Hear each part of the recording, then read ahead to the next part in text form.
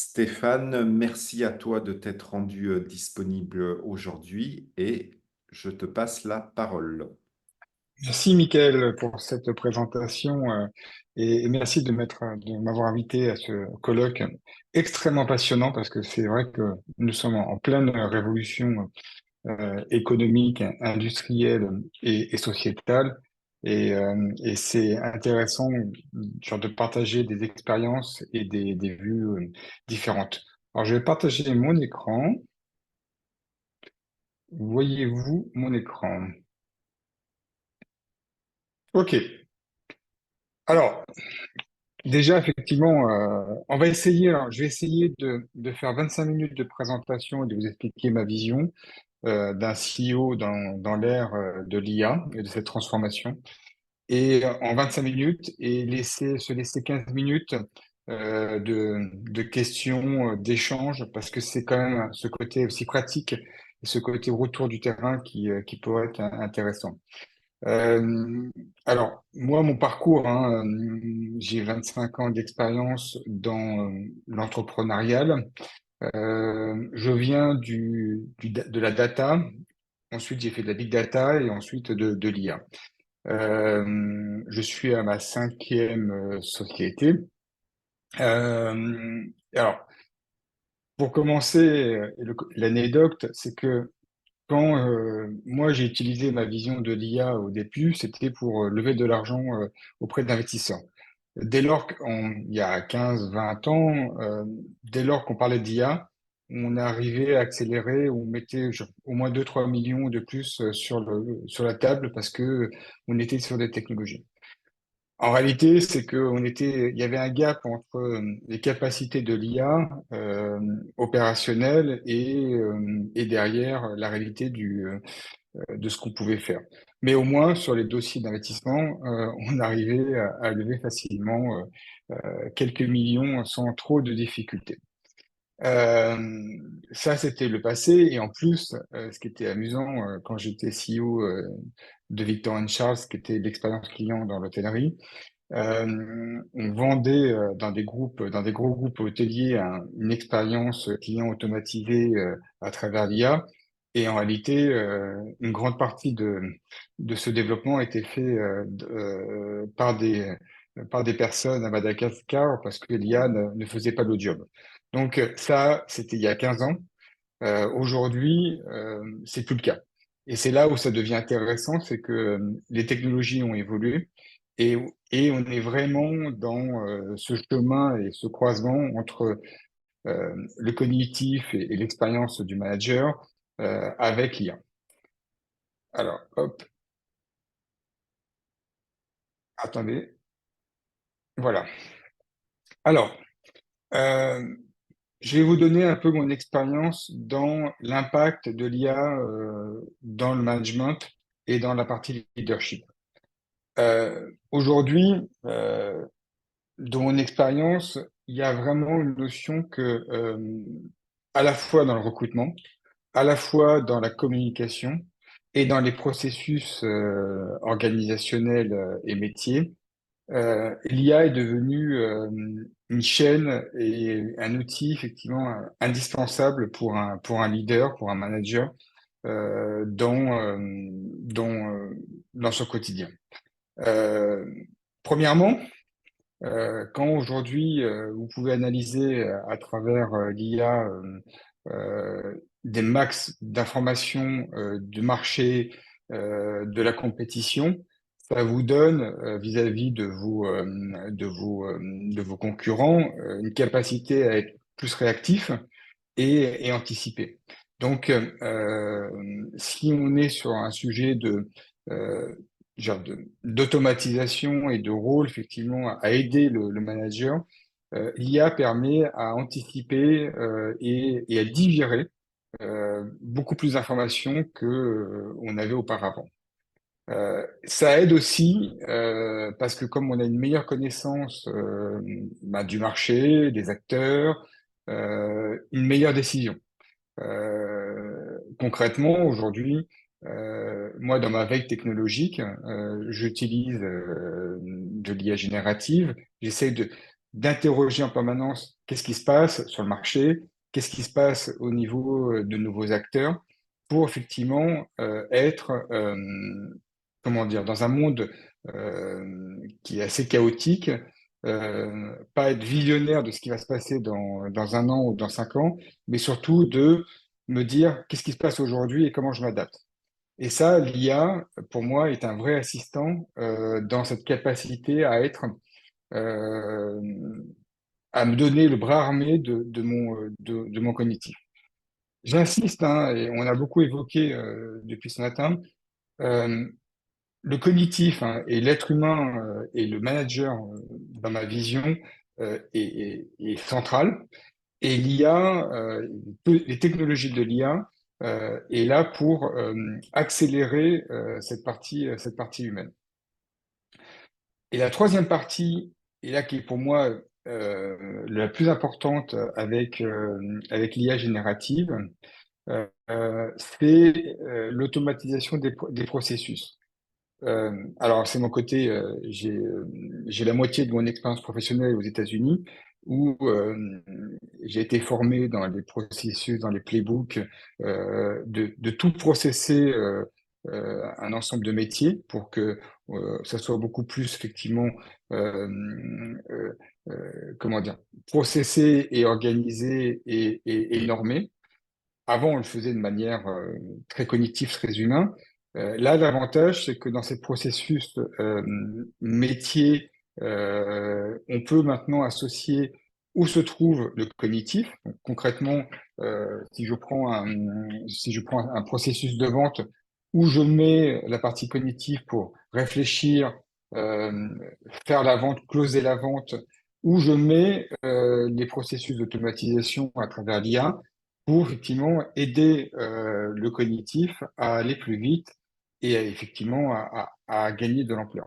Donc on est vraiment sur une notion, et là ma conviction en tant que leader et en tant que CEO, c'est que quel que soit le métier utilisé, il est indispensable de redéfinir la place donc, du cognitif, hein, la place de l'engagement humain en tant qu'architecte, en tant que, euh, en tant que stratège, et où se trouve l'automatisation à travers les nouveaux outils IA, bots, modèles deep learning, combinaison des deux, pour accélérer et donner effectivement le meilleur de l'humain.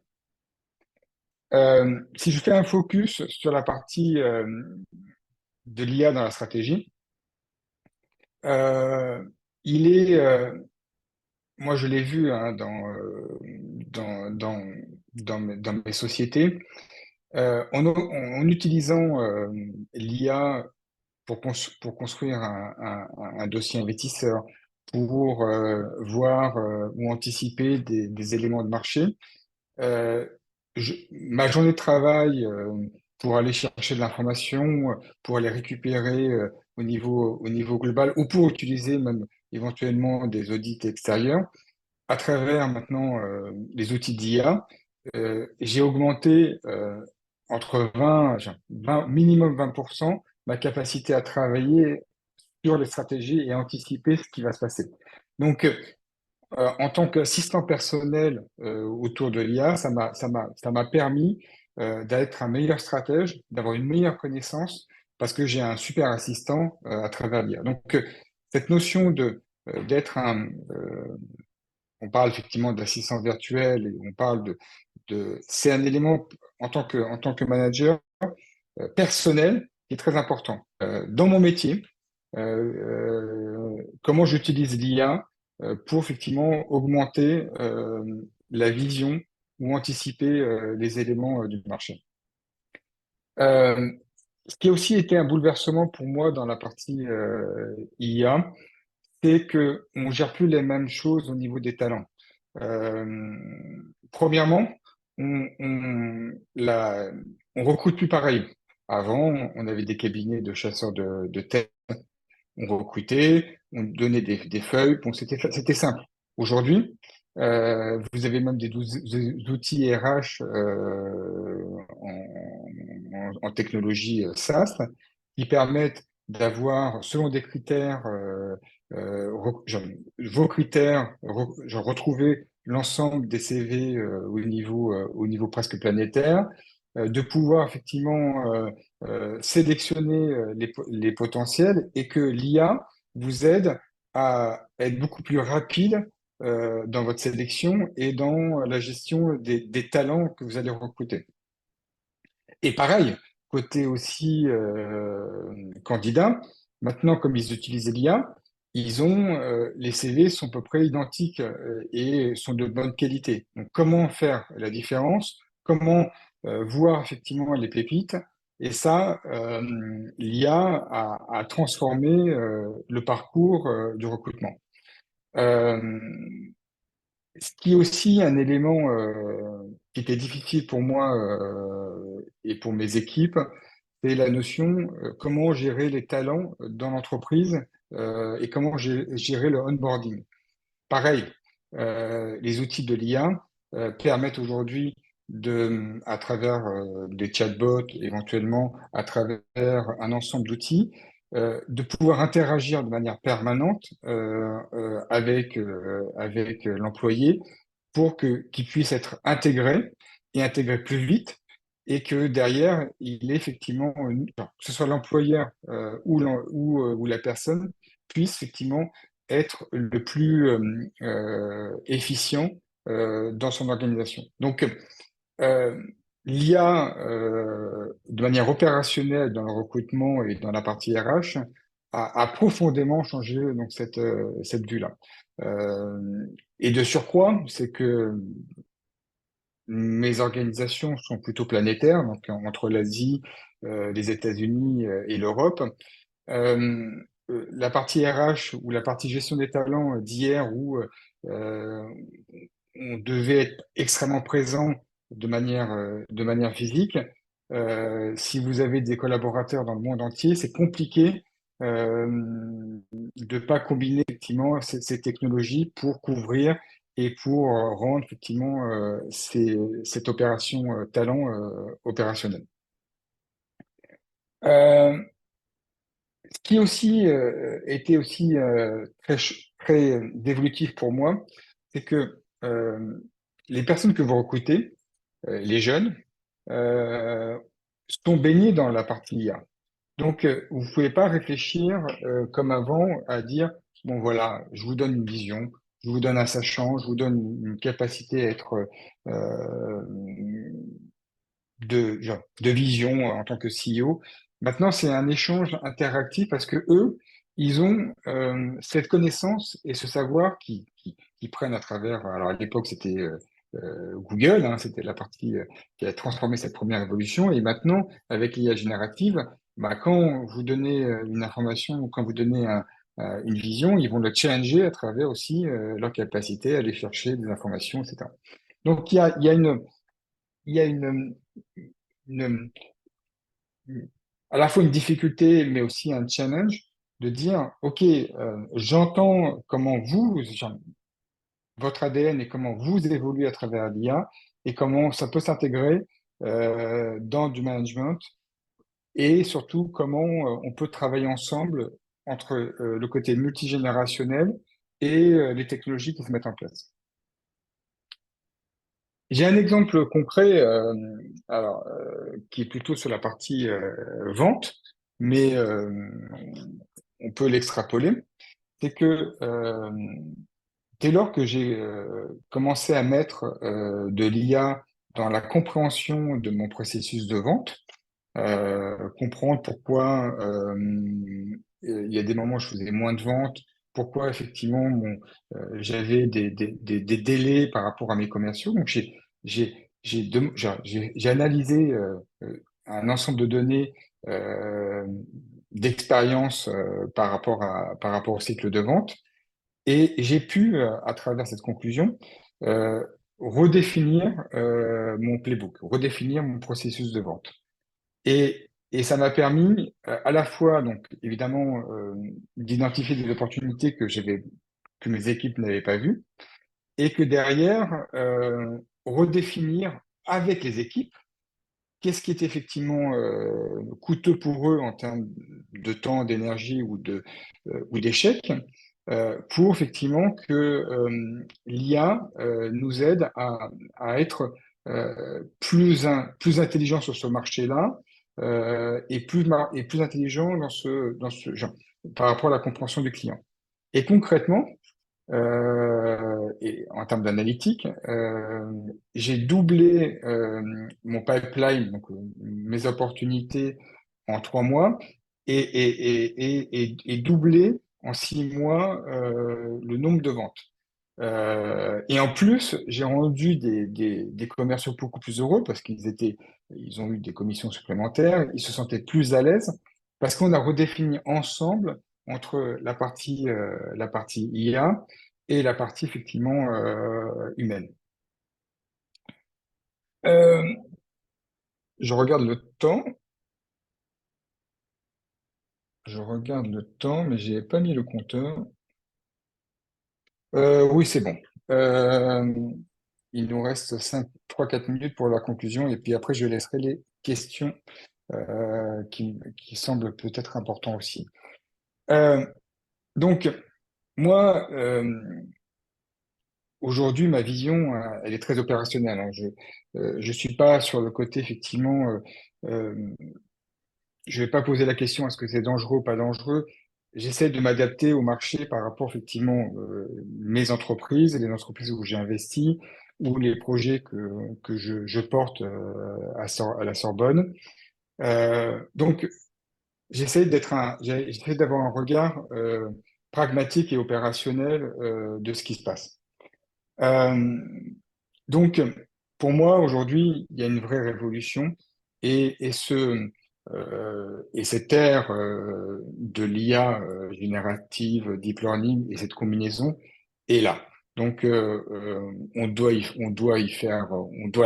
l'intégrer et on doit effectivement on doit redéfinir ces processus organisationnels. Et pour un manager, il est important euh, pas d'avoir peur, mais de l'intégrer et de voir effectivement où se trouve son rôle en tant que cognitif. Et pour moi, dans ma vision, devient encore plus important le rôle cognitif, mais en intégrant cette partie. Euh, L'IA, aujourd'hui, comme toute révolution, mais encore plus aujourd'hui, crée des nouvelles opportunités. À titre d'exemple, après le Covid, je me suis dit, il y a moins d'argent pour les levées de fonds, ça va être compliqué. Et au contraire, parce que on a digitalisé, on a des outils qui se sont transformés, et donc on a un marché qui s'est globalisé de manière beaucoup plus intensive et forte. Donc ça donne des opportunités. Et donc, en conclusion, c'est que il faut considérer l'enjeu de l'IA comme une synergie entre l'homme, qui est un architecte, qui est un sachant, et l'IA, qui va être l'assistant pour transformer et pour accélérer.